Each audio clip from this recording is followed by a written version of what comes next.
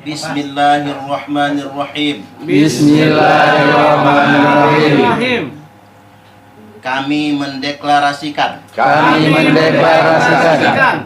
membentuk pengurus daerah Perjuangan Wali Songo Indonesia dan Laskar Sabilillah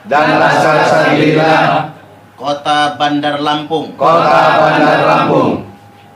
Dua, kami siap patuh atas komando Panglima Tertinggi Laskar Sabilillah Syarif Abbas Buntet. Yang ketiga, kami menyatakan mendukung penuh perjuangan Kiai Haji Imaduddin Usman Al-Bantani. Allahumma sholli ala sayyidina Muhammad. Kami adalah Laskar Sabilillah, pecinta Wali Songo dan para anbiya, pewaris peradaban Islam di Nusantara hingga berkibar bangsa Indonesia. Assalamualaikum warahmatullahi wabarakatuh. Saya hari ini memiliki kesimpulan yang sederhana bahwasanya para habaib yang ada di Indonesia saat ini merupakan korban. Mereka adalah korban dari indoktrinasi yang salah.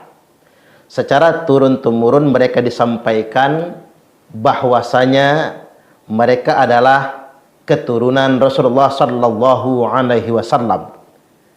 Padahal sebetulnya klaim ini sama sekali tidak bisa dibuktikan. Tapi karena memang sudah didoktrin secara turun-temurun, maka generasi muda hari ini sangat meyakini kalau mereka merupakan keturunan Rasulullah Sallallahu Alaihi Wasallam.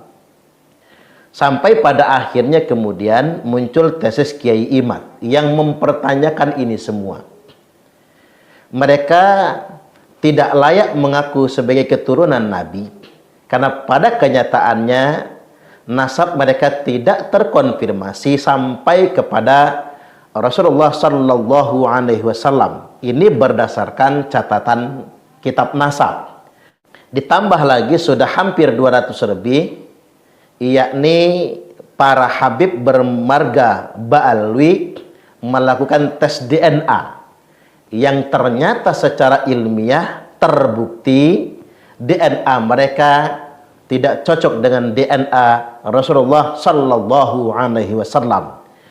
Ini sudah cukup untuk membuat penegasan bahwasanya para habib yang ada di Indonesia ini bukan keturunan Rasulullah Sallallahu Alaihi Wasallam. Tapi apa hendak dikata, doktrin turun-temurun sudah disampaikan. Klaim-klaim sepihak, pengakuan bahwasanya mereka merupakan anak keturunan Nabi sudah terlalu sering disampaikan. Bahkan sudah merubah karakter mereka menjadi sangat arogan terhadap umat. Mereka merasa bahwasanya mereka merupakan warga agama kelas 1 dan merasa punya hak untuk bersikap arogan kepada umat Islam pada umumnya. Ini kan sudah terlanjur melakukan itu semua. Baik, coba kita ingin simak beberapa pernyataan yang menurut saya sangat janggal sekali. Ada muridnya Habib Salim Jindan namanya Abdurrahman, sholatnya berantakan, maksiatnya luar biasa, ibadah kocar kacir, tapi cinta banget sama Habib Salim Jindan.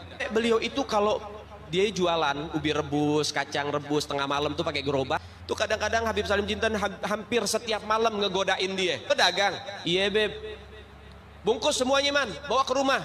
Iya beb, dibungkus semuanya, nggak komplain. Bukan hanya dibungkus, dianterin ke rumah Habib Salim Jindan. Gak lama Maman meninggal. Habib Salim Jindan dikabarin sama muridnya, beb, Maman meninggal. Innalillahi. Datang Habib Salim Jindan, ngeliat tuh jenazah tuh, beliau ambil kertas kecil, kotak, beliau tulis, Ademan, gue tahu lo ibadahnya berantakan, tapi lo cinta sama dzurriyyat Nabi Muhammad, ikhlas dari dalam hati. Nanti kalau malaikat munkar nakir datang nanya pertanyaan kubur, jangan lo jawab man, lo kasih surat dari gue, lo masuk surga tanpa hisap. Nah, ini kan salah satu contoh doktrin-doktrin halu dari oknum-oknum keturunan Ba'alwi. Ini kan doktrin manipulatif. Bagaimana pembuktian sedemikian rupa? Saya jadi heran, mengapa ada orang yang bisa menggaransi orang lain untuk masuk surga? Inilah kemudian yang menjadi indikasi kejanggalan bagi kita semua. Apa pantas Bani Ba'alwi di Indonesia ini mengaku sebagai keturunan Nabi? Apakah mereka pantas? Karena pada kenyataannya doktrin-doktrin yang mereka keluarkan adalah doktrin-doktrin yang betul-betul penuh khurafat. Doktrin-doktrin yang tidak masuk akal, doktrin-doktrin yang hanya membodohi orang awam saja. Ini salah satu contohnya. Dan ini sebetulnya harus kita jawab. Ketika kita biarkan doktrin-doktrin ini berkembang, sama saja kemudian kita sudah melakukan pembodohan atas umat ini.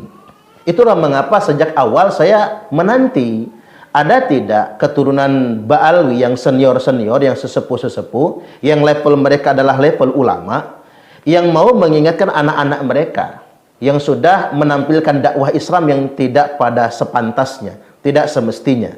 Entah ternyata mereka juga tidak saling mengingatkan, sehingganya kita umat Islam bereaksi dengan ini semua. Saya pernah ditanya, mengapa ustadz atau para mubalik yang lainnya atau para kiai ngurus-ngurusin perkara ini?